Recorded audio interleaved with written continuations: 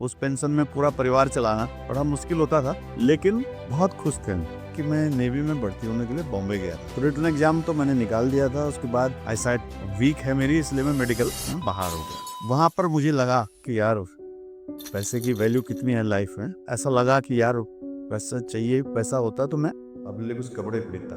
तो वो लगभग 12 घंटे की ड्यूटी थी रात की, खड़े थे 5 या 6 दिन मैंने, ये 7 दिन मैंने नौकरी की थी। 7वें दिन मेरे पाँव पूरे सूज गए थे, नीचे से लेके ऊपर तक। 8वें दिन में सुबह उठ नहीं पाया था। फिर मैंने सोचा, मैंने कहा ऐसे तो नहीं होगा, जीवन जिएंगे तो शान से जिएंगे, मेहनत करेंगे। सिलेक्शन होने के बावजूद, 6 महीने नौकरी करने के बावजूद एक भी रुपया नहीं दिया, 1 रुपया नहीं दिया और टर्मिनेट कर दिया। 4D principal: dedication, devotion, determination, dashing labour.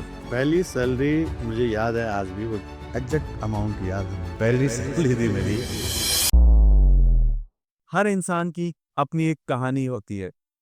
कोई कहानी संघर्षों से शुरू होती है तो कोई सपनों से। यही खूबसूरती होती है इंसानों की और हर उस व्यक्ति की कहानी की जिसे हम लाइफ एक्सपीरियंस कहते हैं। तो आज के गेस्ट भी कोई एक ऐसी व्यक्ति है जो कि ना सिर्फ एक सफल इंसान है, एक बेहतरीन पिता है, बल्कि एक बेहतरीन गुरु भी है। तो स्वागत करते हैं आज के हमारे गेस्ट का, सजवान जी AKA पापा। तो कैसे हैं आप? बढ़िया है, फर्स्ट क्लास। कुछ बताइए अपने बारे में। आप कौन हैं? झटपट 1 सेकंड में अपने बारे में बता दिए, आप कौन हैं? मैं एजुकेशन डिपार्टमेंट में हूँ और इंग्लिश का लेक्चरर हूँ। हाँ जी, एंड नाउअडेज एक्टिंग प्रिंसिपल भी हूँ इंटर कॉलेज में। और लगभग एटलीस्ट 30 वर्ष हो गए हैं मुझे अपने स्टूडेंट्स को पढ़ाते हुए। हाँ जी जी, इंग्लिश पढ़ाते हुए, एडमिनिस्ट्रेशन में, मैनेजमेंट में।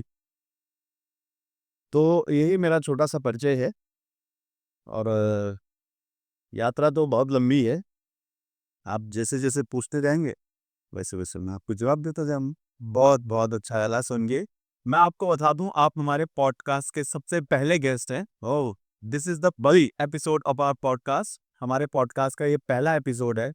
इससे पहले हमने कोई गेस्ट नहीं बताया, और who can be a better guest than पापा। आपसे बेहतर कोई हम पहला गेस्ट नहीं मान सकते थे अपने पॉडकास्ट के लिए।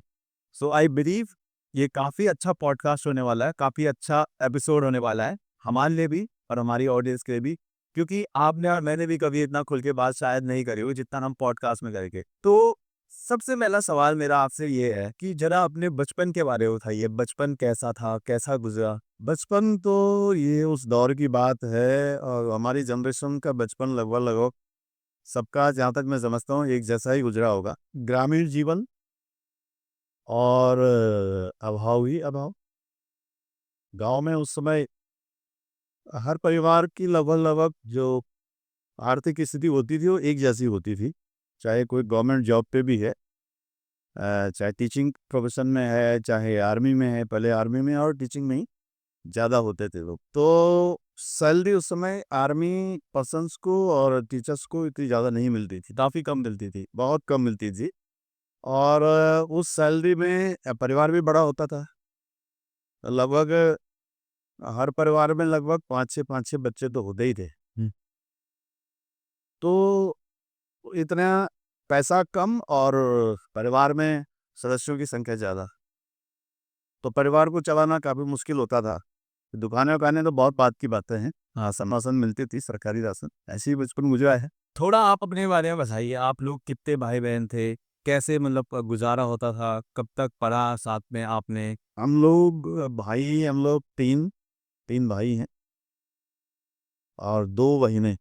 5 हम सब लोग थे। अब एक बहन तो हमारी उस वक्त भगवान को प्यारी हो गई, सबसे छोटी थी वो। बड़ा दुख हुआ हमें उसके जाने का।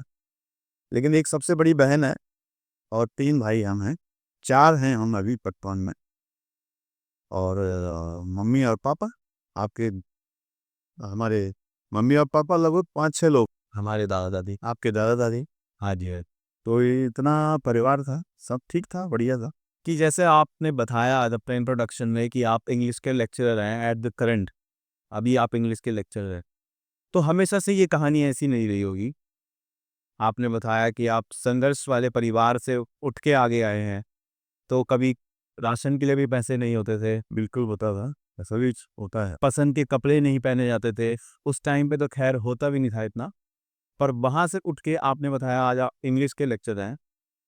तो कभी आपके बचपन में ऐसा टाइम आया कि आपके जेब में ₹1 नहीं था और तब आप उस चीज़ से कैसे आगे बढ़े? मतलब कभी हुआ ऐसा आपके साथ? सारा बचपन ही ऐसे गुजरा, कभी जेब में पैसे होते नहीं थे, हाँ जी। कभी नहीं होते थे पैसे। पिताजी हमारे आर्मी में ऑफिसर थे, तो रिटायरमेंट के बाद पेंशन बहुत कम थी उनकी। उस पेंशन में पूरा परिवार चलाना, पूरी गृहस्थी चलाना बड़ा मुश्किल होता था। तो स्कूल का जो जीवन रहा हमारा, वो काफ़ी अभाव में ही गुजरा। तो जहाँ तक मैं समझता हूँ, हर समय यही स्थिति थी कि जेब में ₹1 नहीं होता था।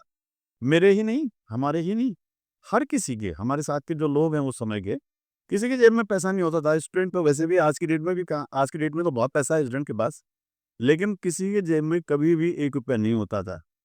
लेकिन बहुत खुश थे। मैं जब इंटरमीडिएट किया मैंने, तो उस समय जो है यहाँ बुक सेलर, हम श्रीनगर तो हम जानते ही नहीं थे, या रुद्रप्रयाग मार्केट हम जानते ही नहीं थे। और किताबें खरीदनी होती थी, हम बीपी से मंगाते थे, मेरठ से। तो किताबों की कीमत होती थी ₹50, 55, ₹60, तो वो भी कलेक्ट करना बहुत मुश्किल होता था। उसके बाद रही बात पैसा ना होने की, तो इंटरमीडिएट के बाद मेरा एक फ़ोकस था कि मुझे जॉब करनी है। जॉब के लिए मुझे याद है कि मैं नेवी में भर्ती होने के लिए बॉम्बे गया था। तो जब बॉम्बे गया मैं, तो सबसे पहले उसमें रिटन एग्ज़ाम होता है। तो रिटन एग्ज़ाम तो मैंने निकाल दिया था, उसके बाद फिज़िकल होता है, वो भी मैंने क्लियर कर दिया था। उसके बाद मेडिकल होता है, लेकिन मेडिकल में मैं आईसाइट, मैं चश्मे पहने में, आप देख रहे हैं मैंने, आईसाइट वीक है मेरी, इसलिए मैं मेडिकल में बाहर हो गया। हाँ जी। तो वहाँ रहा मैं, बड़े भाई साहब हैं हमारे, तो उनके साथ रहा मैं। तो वहाँ पर मुझे लगा, कुछ दिन मुझे ऐसा लगा कि यार पैसे की वैल्यू कितनी है लाइफ में। जब मेरे पास, मतलब ऐसा लगा कि यार पैसा चाहिए, पैसा होता तो मैं अपने लिए कुछ कपड़े खरीदता। तो मैंने फिर अपने दूसरे भाई को चिट्ठी लिखी, वो चिट्ठी का दौलत साथ, वो दिल्ली रहते थे, मोनिका के पापा। तो मैंने उनको चिट्ठी लिखी, भाई मैंने कहा ऐसी-ऐसी बात है, अपनी बिता लगाई उनको कि भाई मुझे कपड़े लेने थे, पैसे नहीं हैं। तो फिर भाई ने मुझे, मनी ऑर्डर होता था उस समय, उन्होंने पैसे भेजे वहाँ। फिर मैंने अपने लिए जो कपड़े खरीदने थे वो खरीदे। तो ऐसा भी दौर आया। उसके बाद मैं फिर वापस आ गया वहाँ से, क्योंकि मेडिकली जब अनफिट हो गया तो फिर वहाँ से वापस आ गया। तो ऐसे दौर आए हैं कई बार जीवन में। तो जब आपकी नौकरी नहीं लगी थी, मतलब आपकी सरकारी गवर्नमेंट नौकरी, तो उससे पहले जब आप निकल गए थे पैसे कमाने के लिए, यस, तो उस टाइम आपने क्या काम करके गुज़ारा करा अपना? ऐसा है, इंटरमीडिएट तक तो गाँव में इंटर कॉलेज हैं, तो वहाँ इंटरमीडिएट तक तो हमने वहाँ पढ़ लिया था। हाँ जी। पोस्ट ग्रेजुएशन करते-करते मैं उस ड्यूरेशन में गुरु राम राय में भी पढ़ाता था। ट्यूशन पढ़ाते थे। गुरु राम राय रुद्रप्रयाग में हमने उसको एस्टेब्लिश किया था 1993 में। वहाँ हम पढ़ाते थे, तो वहाँ से हमको सैलरी मिलती थी।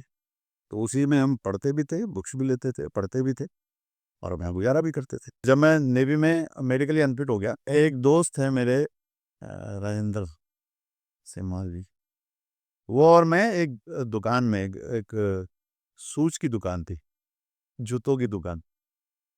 तो उसमें हमने नौकरी की, 6 महीने तक मैंने वहाँ नौकरी की। अच्छा। तो शूज़ बेचते थे, जूते बेचते थे और सैलरी मुझे लग रहा है ₹600 के ₹700 मिलती थी। बस, भाई इतना ही था उस समय तो, इतना ही मिलता था। हाँ जी। लेकिन हम लोग बड़े खुश रहते थे बॉम्बे में, दादर दादर में हम नौकरी करते थे। तो दादर की भजिया भी खाई हमने वहाँ पे खूब सारी। दादर की भजिया बहुत फ़ेमस है। और फिर जब मुझे लगा यार, ये इंटरमीडिएट के बाद की बात कर रहा हूँ मैं, क्योंकि दिमाग में तो ये था कि आर्मी में जाना, नौकरी करनी है। अच्छा। तो मुझे लगा यार ये इसके लिए नहीं बने हम, क्योंकि हम लोग पढ़ने में अच्छे थे, इंग्लिश हमारी बहुत अच्छी थी। इंग्लिश में मैं अपने क्लास 6 से लेकर के एमए तक अपनी क्लास का टॉपर रहा हूँ, हमेशा। मैंने कहा इसके लिए तो नहीं बने हम, ऐसे दुकानों में नौकरी करें। फिर मैं दिल्ली आ गया वापस अपने दूसरे भाई के पास। दिल्ली जब आया तो वहाँ भी मैंने 6 महीने तक वहाँ की नौकरी की। किसी बुक्स की दुकान में। लेकिन वहाँ भी मुझे लगा कि नहीं नहीं, यहाँ के लिए हम नहीं बने हुए, बिल्कुल नहीं। फिर मैं वापस आ गया। और जब वापस आया फिर अपनी पढ़ाई जारी रखी, और पढ़ाई जारी रखी, बहुत अच्छे नंबरों से हमने अपना ग्रेजुएशन किया। बीएड का एग्ज़ाम फर्स्ट बार एंट्रेंस दिया और फर्स्ट ही बार में हमारा सिलेक्शन हो गया था। उसके बाद एमए किया, और एमए करने के बाद 1-2 साल बेरोजगार रहे, जॉब से। अच्छा, तो आपने मतलब शूज़ की दुकान पे सामान वगैरह भी उठाया था और आप जूते वगैरह बेचते थे शॉप ओनर के साथ? अच्छा, तो ऐसा भी आपने टाइम देखा। ये तो मुझे पता नहीं था बिल्कुल भी। बिल्कुल, बिल्कुल। फिर आपने इसके अलावा कोई और जॉब करी गुरुग्राम रहे आने से पहले जो आपने बताया अभी? एक एक जॉब मैंने और की थी मैंने बॉम्बे में। आ, कोई गारमेंट की कंपनी थी, गारमेंट की फैक्ट्री, रेडीमेड गारमेंट्स की। तो वहाँ पे क्या होता था कि नाइट ड्यूटी थी मेरी, जैसे मैं वहाँ लगा था तो नाइट ड्यूटी थी। तो नाइट ड्यूटी में खड़े खड़े रहना था, बड़े बड़े टेबल होते थे, उनमें कपड़े डाल रखे, तो उनको छांटना होता था, जैसे किसी में थोड़ा सा भी डिफेक्ट हो वो अलग करने होते थे। तो वो लगभग 12 घंटे की ड्यूटी थी रात की, 12 घंटे खड़े रहे। तो मुझे याद है, मैंने 5 या 6 दिन या 7 दिन मैंने नौकरी की थी वो, वही। 7वें दिन मेरे पाँव पूरे सूज गए थे नीचे से लेके ऊपर तक, इतने मोटे हो गए थे। और मैं 8वें दिन में सुबह उठ ही नहीं पाया था। तो वो नौकरी वहीं पर खत्म हो गई थी, उसका पैसा भी नहीं मिला मुझे। तो मतलब ये जितना चकाचौंध, ये जो कोट, घर, ये जो सारी चीज़ें हैं, ये मतलब एक रात में नहीं आए। इसके लिए बहुत संघर्ष। इनको खड़ा करते-करते सालों बीत गए, 20 साल में। ये मेरी सुनने वालों के लिए भी सलाह है, जो आने वाली जनरेशन है उनके लिए, कि लाइफ में ख्वाब हमेशा ऊंचे देखो, लक्ष्य ऊंचे रखो। अगर उतने ऊंचे आप नहीं पहुंच पाओगे, उससे थोड़ा नीचे भी पहुंचोगे, लेकिन पहुंचोगे जरूर, आप सफल जरूर होंगे जीवन में। तो फिर मैं जब, क्योंकि मैं बड़ा इमेजिनरी रहा हूं पहले से, मैं सोचता बहुत हूँ हर चीज के बारे में, कि as far as money is concerned, money, पैसा को बोलता है कि मनी इज नॉट एवरीथिंग, लेकिन मैं जहाँ तक मैं समझता हूँ मनी इज एवरीथिंग। पैसा है तो सब कुछ है जीवन में। और पैसा कहाँ से आएगा? पैसा आएगा एजुकेशन से। मेरी अपनी सोच है, शिक्षा आप अच्छी ग्रहण करोगे तो पैसा आएगा। तो फिर जब मैंने देखा इंटरमीडिएट करने के बाद आपको नौकरी ऐसे ही मिलेगी जैसे मैंने की, कैसे? वो गारमेंट्स की फैक्ट्री में, वो जूतों की दुकान में, है ना, वो दिल्ली की चावड़ी बाजार में, वो कागज़ों की, जो ये कागज़ होते हैं, पेपर, इनकी दुकान में आपको इसी लेवल की नौकरी मिलेंगे। आप ज़्यादा से ज़्यादा प्योन बन सकते हो, 4th क्लास चपरासी बन सकते हो आप। सेठ लोगों के या ऑफिस में उनके चाय पिलाओ, उनको पानी पिलाओ।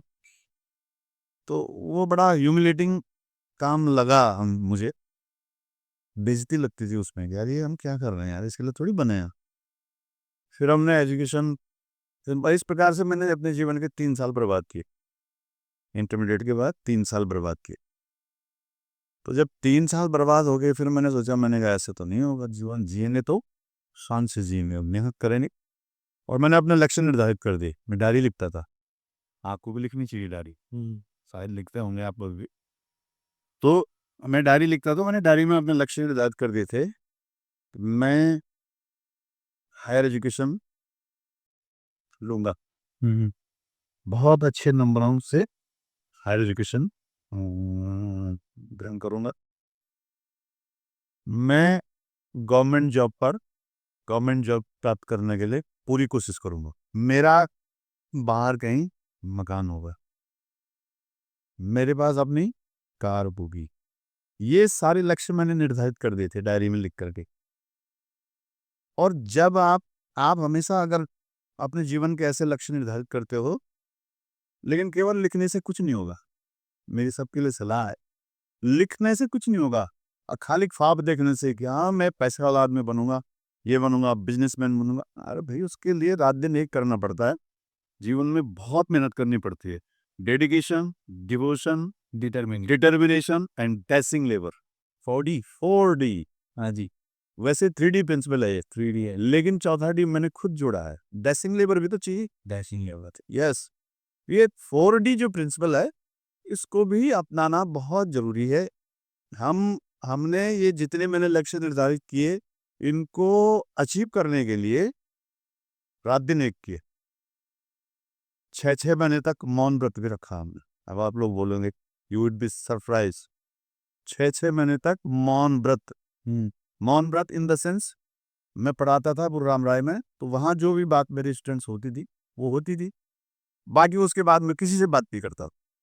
अब आप बोलोगे कि बात नहीं करते थे तो काम कैसे चलता था, कोई सामान चाहिए कुछ चाहिए, रूम पे रहता था मैं, तो मेरे बगल में एक स्टूडेंट रहता था, मैं पर्ची और पैसा उसको पकड़ाता था, वो जाता था सामान मुझे देता था, मैं बात ही नहीं करता था किसी से। Each and every time there was only learning knowledge and different questions, answers of different questions in my mind. किसके लिए? कि कंपटीशन फाइट करना है और टीचिंग में टीचर बनना है, चाहे प्राइमरी में बने, चाहे एलटी में बने, चाहे लेक्चर में बने, लेकिन बनेंगे जरूर। सोचा, 4D प्रिंसिपल को अप्लाई किया, बन गया आज आपके सामने, और सब कुछ है मेरे पास आज की डेट में, क्या नहीं। जो आपने बोला, भगवान के दया से। वो कौन सा पल था जब आपको लगा कि हाँ भाई, अब मैंने सब अचीव कर दिया? मकान बनते हुए, गाड़ी लेते हुए, या फिर जब आपके हाथ पे वो कंफर्मेशन लेटर आया लेक्चरर का, जो आपने एग्जामिनेशन क्लियर करा, कब आपको लगा कि हाँ, मैंने अब जीवन में कुछ कर लिया है? वो सेंस ऑफ अचीवमेंट कब आई आप पे? सेंस ऑफ अचीवमेंट आई थी, हाँ जी, जब एजुकेशन कंप्लीट होने के बाद 96 में मेरा एमए हुआ था इंग्लिश से, और 98 मतलब 1.5 साल बाद, 2 साल बाद मान के चलो, 2 साल बाद उस समय एलटी इंग्लिश में मेरा अपॉइंटमेंट हुआ था। वो दौर ऐसा था कि पौड़ी से अपॉइंटमेंट होते थे, हाँ जी, तो कोई एग्ज़ाम, रिटर्न एग्ज़ाम नहीं होता था, फॉर्म निकलते थे और उसमें हम अप्लाई करते थे, और जो हमारी परसेंटेज होती थी पूरे एकेडमिक्स की, पूरा एकेडमिक क्वालिफिकेशन की जो परसेंटेज होती थी उसके आधार पर परसेंटेज बनती थी, और जो टॉप मेरिट वाले थे उनको अपॉइंटमेंट मिलता था। तो मेरी मेरिट भी ठीक थी, तो मुझे 2 साल बाद जो है एलटी में मेरा सिलेक्शन हो गया। हाँ जी, उस दिन मुझे लगा कि now yes I have done something, oh God I have done something.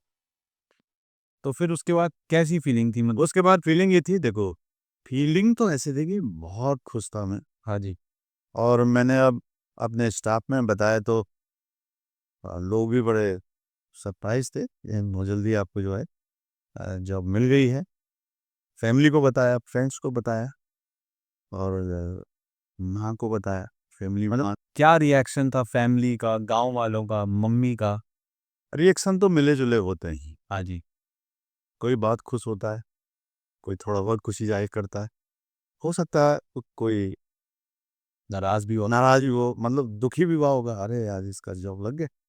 ये भी होता है लाइफ में, तो तैयारी कर रहे होंगे या जो तैयारी कर रहे होंगे उनको, जिनका नहीं हो पाया होगा, हो सकता है। मैं कह नहीं, ऐसा नहीं कह रहा मैं कि किसी ने ऐसा कहा, ऐसा किसी ने नहीं, पर लेकिन ह्यूमन नेचर है। जब सेंस ऑफ जेलेसी हो, इसका मतलब वो आदमी भी उस चीज को उतनी शिद्दत से चाहता है, यस। और उसे वो मिली नहीं, इसलिए वो जेलस हो गया इन द प्रोसेस। तो फिर भाई उसके लिए अगर आप सक्सेसफुल नहीं हुए हैं तो इसका मतलब आपकी जो प्रिपरेशन है उसमें कहीं ना कहीं कमी है। आप परफेक्शन के साथ आप तैयारी नहीं कर रहे हो। जिसका सिलेक्शन हो रहा है इसका मतलब उसने क्या किया है, अपना 100% दिया है, उसने अपना पूरा टाइम दिया। और जो मैं 4D प्रिंसिपल की बात कर रहा हूँ, उसने अपनी 4D को अप्लाई किया है। तो ये तो बात रही आपके सेलिब्रेशन की, खुशी की, गांव में गए, आप लोगों से मिले, मम्मी से मिले अपनी। पर जब आपकी पहली सैलरी आई आपके हाथ में सरकारी टीचर बनने के बाद, आपने अपनी पहली सैलरी से क्या करा अंदर? पहली सैलरी मुझे याद है आज भी, वो एग्जैक्ट अमाउंट याद है मुझे, डिजिट। हाँ जी, कितनी आई? पहली सैलरी थी मेरी 6,815 रुपये। और ये कौन से सन की बात है? ये है 1998। 1998, 6,000। 815। अरे वाह! आज की डेट में 6,815 कुछ भी नहीं है। हाँ जी, लेकिन उस समय वो 6,815 रुपये बहुत ज़्यादा लग रहे थे मुझे। ये 6,815 रुपये सैलरी है। है ना। और ये लग रहा था कि यार बैंक बैंक में सैलरी आती थी तो ये लग रहा था कि ये ले जाएंगे कैसे, हम इसको कैश मिलेगा 6,815। मैं तो उस समय के अपनी मेंटल जो वो था मेरा मेंटल लेवल। लेवल था, या मतलब जो मैं सोच रहा था उस समय, हाँ, कि ये 6,815 में भाई अनएम्प्लॉयमेंट में, बेरोजगारी में तो इतना पैसा कोई नहीं देखता ना कभी, जाहिर सी बात है। 6,815 कहाँ से देखेगा बेरोजगार उस दौर में। जैसे आज की डेट में जो है 60,000 70,000 बेरोजगार कहाँ से देखे एक साथ। तो हमको वैसे ही लगा कि 6,815, अब ये बैंक से निकालूंगा तो हो ना हो कहीं गिर जाए, कुछ इधर उधर हो जाए, संभालना कैसे है इसको और घर कैसे ले जाना। तो मुझे याद है कि मैंने वो पैसे लिए थे बैंक से, और सबसे पहले मैंने अपनी माँ को दिए थे। हाँ जी, ये मेरी पहली सैलरी है। पूरी सैलरी आपने पकड़ा दी थी? पूरी सैलरी मैंने माँ को पकड़ाई कि 6,815 मेरी तनख्वाह है। माँ ने थोड़ी देर रखा, खुश हुई, और फिर कहा कि बेटा मैंने क्या करना है इसका, ये मुझे तो अगर देना ही चाह रहा तो थोड़ा सा दे दे, और बाकी आप अपना काम करो। फिर वही किया मैंने। तो ये उस समय फीलिंग्स थी, बहुत ही अच्छी फीलिंग। तो आपने अपनी पहली सैलरी माँ के हाथ से पकड़ा दी, तो उसके बाद तो बेसिक आपने अपनी रिक्वायरमेंट्स पूरी करी होगी।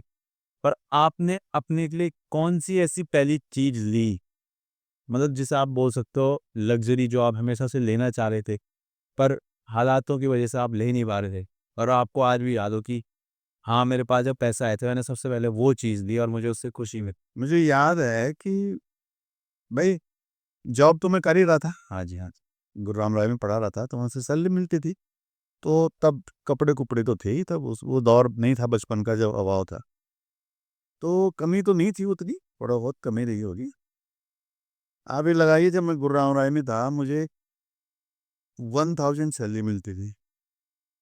1000 में मेरी 500 की आरडी थी बैंक में। 500 की आरडी सेविंग्स। सेविंग, और उस जो 500 बचता था उसमें रूम रेंट भी जाता था, उसमें खाना-पीना भी होता था और अपने लिए कपड़े-वपड़े भी खरीदते था। मतलब वो दौर ऐसा था कि हो जाता था। तो वो नहीं था मेरे दिमाग में, क्योंकि हम लोग ऐसा हुआ था कि हम 1998 में जब लगे थे, तो वो उत्तर प्रदेश में थे हम उस समय। उत्तराखंड नहीं बना था। हाँ जी। हम यूपी के पार्ट थे, और यूपी में जो है हम लोगों को, हमने 6 महीने तक नौकरी की, और सरकार ने किसी कारणवश कोई बात हो गई थी, सरकार ने 6 महीने तक हमको एक भी रुपया सैलरी के रूप में नहीं दिए। हुँ, 6 महीने तक। हाँ जी। अब जब 6 महीने तक सैलरी नहीं मिली, तो हमने वो 6 महीने भी तो काटे होंगे। तो 6 महीने में जो हमने नौकरी की, सैलरी नहीं मिली, तो उस अब प्रश्न ये उठता है कि हमने उस दौरान अपना कैसे चलाया खर्चा। हाँ जी। तो पिताजी देते थे, पिताजी आर्मी में ऑफिसर थे तो उनको मिलता था पैसा। लेकिन मैं बड़ा इस प्रकार का व्यक्ति था कि मैं चाहता था कि मैं ना लूँ, पिताजी से भी ना लूँ मैं। किसी से ना लूँ, अपना सेल्फ डिपेंडेंट, दूसरे पे डिपेंडेंट नहीं। तो दिमाग में जब 6 महीने तक सैलरी नहीं मिली, अब 6 महीने के बाद जब हम दूसरा एक तो बोलता है कि करेला और वो भी नीम चढ़ा। एक कहावत है, करेला वो भी नीम चढ़ा, मतलब करेला पहले ही कड़वा होता है और उसके ऊपर नीम का पानी भी चढ़ा दो तुम, मतलब और कड़वा हो जाएगा, वो खाने लायक नहीं रहेगा। तो यही हुआ हमारे साथ। 6 महीने तक नौकरी की, सैलरी नहीं मिली, और 6 महीने बाद सरकार ने हमको नौकरी से टर्मिनेट कर दिया, निकाल दिया। टर्मिनेट सीधे टर्मिनेट, सस्पेंड नहीं।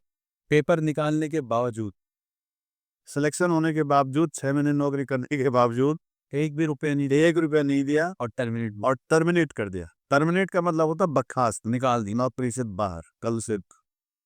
और लेकिन सरकार कुछ टेक्निकल अड़चन हो गई थी हमारे जो पहला अपॉइंटमेंट का था।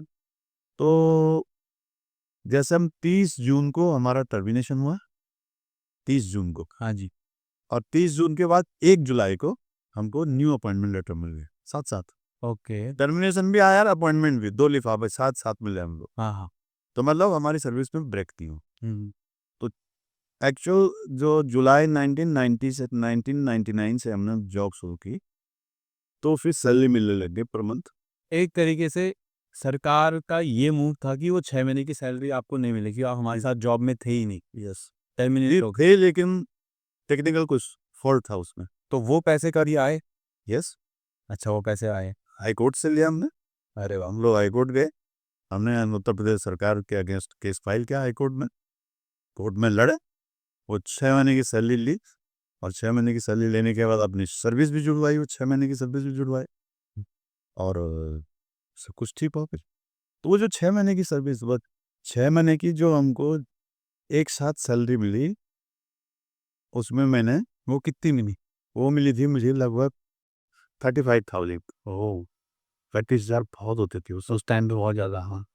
और उस 35,000 में मैंने पता है क्या किया, जो गाँव का मकान है ना तुम्हारा आज की डेट में, हाँ जी, हाँ जी। हमारा तो अपने मकान, मैंने सीधे अपने लिए वहाँ पे फर्स्ट क्लास सा एक मकान बनाया, हाँ जी, हाँ जी। सुंदर वॉशरूम वगैरह वगैरह। जो ऑडियंस ने हमारे व्लॉग्स के थ्रू देखा ही है। यस, और डेस्टिनी भले मकान बनाने में और वॉशरूम बाथरूम सब बनाने में मुझे 1.5 लाख रुपए लगे, हाँ जी। लेकिन वो 35,000 से मैंने शुरुआत की, वो बन फिर धीरे धीरे पैसे धीरे धीरे पैसे आते रहे। ऐसे आए, पैसे लगते रहे। तो जो लोग आपका पॉड देख रहे हैं, पॉडकास्ट देख रहे हैं, और कहीं ऐसे भी होंगे ऑडियंस में जो अभी खुद लेक्चरर की तैयारी कर रहे हैं, या फिर कोई टीचर बनने की तैयारी कर रहे हैं, कोई गवर्नमेंट एग्जामिनेशन क्लियर करने की तैयारी कर रहे हैं, तो उन लोगों को आप क्या एडवाइस देना चाहोगे?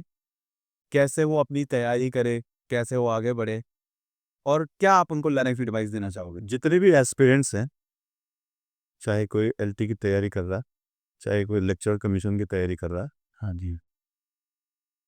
उनके लिए मेरी सलाह है कि सबसे पहले तो अगर आप वास्तव में इन पोस्ट पर अपने आप को देखना चाहते हो, तो never take it as a part time job. न गवर्नमेंट जॉब के लिए तैयारी करना कोई पार्ट टाइम जॉब नहीं होता, सीधी सी बात है। टेक इट सीरियसली, इसको बहुत गंभीरता से लेना पड़ेगा आपको, पढ़ना तो पड़ेगा ही भाई। और पढ़ने के लिए 4D प्रिंसिपल मैंने पहले भी कहा, फिर कह रहा, dedication, devotion, determination, dashing labour. Dedication माने त्याग करना पड़ेगा, डिवोशन माने समर्पण करना पड़ेगा, अपने आप को समर्पित कर दो पढ़ाई के पीछे, ठीक है। डिटर्मिनेशन माने आपका पक्का इरादा होना चाहिए कि मैंने ये अचीव करनी है, वो फिक्स्ड गोल। यस, और डैशिंग लेबर का मतलब है दिन रात एक कर दो, अंदर मेहनत। यस, मेहनत करो। एक और बात मैं इसमें कहना चाहूंगा कि अगर आप लाइफ में कोई गोल सेट करते हो, तो किसी को कानो कान खबर नहीं होनी चाहिए। जब आप सक्सेसफुल हो जाओ, तब शोर मचाओ। सक्सेस अपने आप शोर मचाती है, पहले से किसी को बोलने की जरूरत नहीं है। ये बात तो बहुत सही। तो मेहनत करनी पड़ेगी, रात दिन एक करना पड़ेगा, और इतना टफ नहीं है, मैं नहीं समझता। मेरा अपना पर्सनल व्यक्तिगत आइडिया है या सोच है कि आज की डेट में भी गवर्नमेंट जॉब्स की कोई कमी नहीं है। एक से एक जॉब्स है, जो बच्चे पढ़ने वाले हैं वो सारी जॉब्स निकाल रहे हैं, सारी पोस्टों पर लग रहे हैं। जो बोल रहे हैं कि हम नहीं निकल पा रहे हैं, तो इसका मतलब मेरा सीधा सीधा ये कहना है, उन्होंने उसको पार्ट टाइम जॉब के रूप में लिया है। पढ़ लिया तो पढ़ लिया, नहीं पढ़ा तो नहीं पढ़ा, और टोटल इन्वॉल्वमेंट नहीं रहा उनका। और अगर आप सक्सेसफुल नहीं हो रहे हैं, तो इसका मतलब कहीं ना कहीं आपकी तैयारी में कमी है। और जो लोग पेपर ना निकालने के बाद निराश हो जाते हैं, हताश हो जाते हैं, उनको आप क्या एडवाइस देना चाहेंगे कि उनके लिए सिंपल सी एडवाइस है, ऐसे आगे बढ़ा जाए? नहीं, उनके लिए सिंपल सी एडवाइस है कि अपना अपना खुद का इंट्रोस्पेक्शन, एक शब्द है इंग्लिश में, आत्मनिरीक्षण। ओके। इंट्रोस्पेक्शन करना बहुत जरूरी है कि क्या आपने ईमानदारी से तैयारी की थी। अगर आप नहीं ईमानदारी से तैयारी की थी, तो फिर आप निकले क्यों नहीं, आपका सिलेक्शन क्यों नहीं हुआ। अपना आप आंसर मिल जाएगा, अपने आप आंसर मिलेगा। उन्हें वो टाइम याद आएगा कहाँ पर उन्होंने अपनी तैयारी में कमी थी। और जहाँ तक इंट्रोस्पेक्शन की बात है ना, मैं अपने स्टूडेंट्स को हमेशा बताता हूँ, और ऑडियंस जो एस्पिरेंट्स हैं बच्चे, उनके लिए भी कह रहा हूँ, या सबके लिए है ये बात जो मैं भी बोलने जा रहा हूँ। पर डे, प्रत्येक दिन जब रात हो जाती है, हम अपने घर में रहते हैं, 1 मिनट के लिए अपनी आंखें बंद करो, और सुबह जब आप जगे थे, बिस्तर छोड़ा था आपने, तब से, और अभी जब आप आंख बंद करके मेडिटेशन कर, मेडिटेशन है ये, this is the part of meditation, ध्यान। आपने आज सुबह उठने से अभी जब मेडिटेशन कर रहे हो आपने इस बीच क्या किया? क्या प्रोडक्टिव करा, हाँ, क्या प्रोडक्टिव किया, क्या क्रिएटिविटी, क्या क्रिएट किया आपने? आपको जवाब मिल जाएगा। अगर जवाब ये है कि आपने कुछ काम किया है तो सेटिस्फेक्शन आपको मिलना है। Very good. अगर जवाब ये आता है कि अरे हमने आज तो कुछ नहीं किया, तो इट मीन्स आप अपने पाँव पर खुद कुल्हाड़ी मार लो। जैसे अगर आज मैं मेडिटेट करके सोचूं हाँ, तो मैंने ये पॉडकास्ट रेडी करा है, यस, तो आपको सेटिस्फेक्शन मिलेगा, सेटिस्फैक्शन। मैंने कुछ क्रिएटिव किया। हाँ जी। यही तो चाहिए, सेटिस्फेक्शन चाहिए भाई। हमने आज दिन भर में किया क्या है? मैं टीचर हूँ ना, मैं लेक्चरर भी हूँ इंग्लिश का, 11th-12th को इंग्लिश पढ़ाता हूँ और मैं प्रिंसिपल भी हूँ। मैंने आज स्कूल में जा कर के क्या मैंने अपने बच्चों को पढ़ाया? कैसे पढ़ाया? एज ए प्रिंसिपल मैंने स्कूल का एडमिनिस्ट्रेशन और मैनेजमेंट या जो डिसिप्लिन डेकोरम की मैं बात करता हूँ बार बार, पंक्चुअलिटी, डिसिप्लिन, डेकोरम, एक सिस्टम पूरे कैंपस का, क्या मैंने उसको मेंटेन किया? तो अगर किया होगा तो यस में आंसर मिलेगा, आई वुड बी सेटिस्फाइड। नहीं किया होगा तो कहीं ना कहीं कमी है, तो हमें वो मुझे और मेहनत करनी पड़ेगी। ये सब पे अप्लाई होता है। इंसान सबसे झूठ बोल सकता है पर अपने से। अपने से झूठ नहीं बोल सकता, खुद करो, अपना मूल्यांकन खुद करो। हाँ जी, हाँ जी। यस, उसमें एक पोइम है बहुत बढ़िया, पैब्लो नरूडा एक पोइट हुए है ना, हाँ जी। कीपिंग क्वाइट पोएम है हमारे पास 12th के बच्चों के पास है, वो सीबीएसई के सिलेबस में। ओके। तो पोइट कहता है कि आपको मैं 1 से 12 तक गिनूंगा और दुनिया के सारे, इमेजिनेशन करता ना, हाँ जी। दुनिया में जितने भी क्रिएचर हैं सबको फॉर अ मोमेंट स्टॉप करना है, रुकना है। जैसे हम पॉडकास्ट बना रहे हैं तो हम बंद कर देंगे इसके, कोई गाड़ी चला रहा हो खड़ी कर देगा, मतलब जो जो भी काम कर रहा है सब रोक देंगे। अभी कोई आतंकवादी बम विस्फोट करने की सोच रहा होगा, वो भी रोक देगा। 12 सेकंड की। यस, 1 से 12 गिनने तक, that particular moment would be known as introspection, and this is very necessary for mutual understanding and love in this universe। उसमें क्या होगा? हाँ जी। गाड़ियां रुकनी सारी दुनिया की, आप इमेजिन करो ना, सारी गाड़ियां, सारी गाड़ियों का वर्ल्ड स्टॉप हो गया एक तरीके से। हाँ स्टॉप कहना, 12 सेकंड। हाँ हाँ स्टॉप हो गया। तो जब गाड़ियां नहीं चलेगी, पोल्यूशन नहीं, कितना पोल्यूशन कम हो जाएगा। जो समुद्रों में मछली मार रहे हैं, मछलियों का जीवन बच जाएगा। 1 लाख मछलियाँ बच जाएंगी 12 सेकंड में ही तो। बहुत बच जाएंगी, ज्यादा। जो अभी किसी पर अटैक कर रहा होगा उसकी जान बच जाएगी, वो भी बच जाएगा। ग्रीन वॉर्स नहीं होंगे, लोग जो पेड़ काटते हैं, जंगलों को काटते हैं, वो पेड़ बच जाएंगे। मतलब कहने का मतलब मेरा ये, जो पॉइंट ने कहा, मैंने उस बात को बताया था ना, आपने कहा कि समझ नहीं समझेगी ऑडियंस भी। तो इस प्रकार से क्या होगा, दुनिया में कहीं ना कहीं आपस में म्यूचुअल अंडरस्टैंडिंग और लव क्रिएट होगा। समझ रहे हैं ना आप बात करनी, ये है इसके पीछे क्यों। तो बहुत ही बहुत धन्यवाद आपका, आप हमारे पॉडकास्ट पे आए, अपने अपना बिजी स्केड्यूल से हमें टाइम दिया। आई बिलीव आप आज स्कूल से आके थक गए थे, फिर भी आप हमारे पॉडकास्ट में आए। तो बातें अभी पूरी नहीं हुई है, नहीं अभी तो अधूरी है बात। कई बातें अधूरी हैं, कई समय अधूरा है, नेक्स्ट पार्ट भी अधूरे हैं। तो ऐसे ही मैं चाहूँगा आप दोबारा हमारे पॉडकास्ट में आए। बिल्कुल भी। अब से हम ये podcast once in a month लाएंगे। यस, हमारी ऑडियंस को अगर पॉडकास्ट पसंद आएगा तो we can do it more frequently. But ऐसी कई गेस्ट आएंगे हमारे पॉडकास्ट में। हम चाहेंगे आप हमारे पॉडकास्ट में एक बार फिर से गेस्ट बने। जब हमारा ये पॉडकास्ट एकदम टॉप लेवल में पहुंच जाए तो फिर वहीं से बातें कंटिन्यू करेंगे अपनी। बिल्कुल, तो एक बार फिर से बहुत बहुत धन्यवाद आपका। धन्यवाद आपका, बहुत बहुत धन्यवाद। तो अभी आपने सुनी पापा की स्ट्रगलिंग स्टोरीज। तो अगर आपको ये स्टोरीज अच्छी लगी, पापा का एक्सपीरियंस आपको बढ़िया लगा, तो इस वीडियो का पार्ट 2 भी हम ला सकते हैं। तो कमेंट सेक्शंस के और लाइक से और इस वीडियो की रीच से ही हमें पता चल जाएगा कि इस वीडियो को आप लोगों ने कितना पसंद करा। और अगर आप कोई और गेस्ट भी देखना चाहते हैं पॉडकास्ट में, कोई भी गेस्ट आप देखना चाहते हैं पॉडकास्ट में, तो आप उनका कमेंट सेक्शन में डिमांड कर सकते हैं। जिस कमेंट में सबसे ज़्यादा लाइक होंगे, हम पूरी कोशिश करेंगे उस गेस्ट को अपने पॉडकास्ट में लाने की। तो अगर आपको हमारा पॉडकास्ट पसंद आया तो वीडियो को जरूर लाइक करें। चैनल पे नए हो तो सजवान ब्रदर्स व्लॉग को सब्सक्राइब जरूर करें। मिलते हैं एक और इंटरेस्टिंग वीडियो के साथ। तब तक के लिए नमस्कार।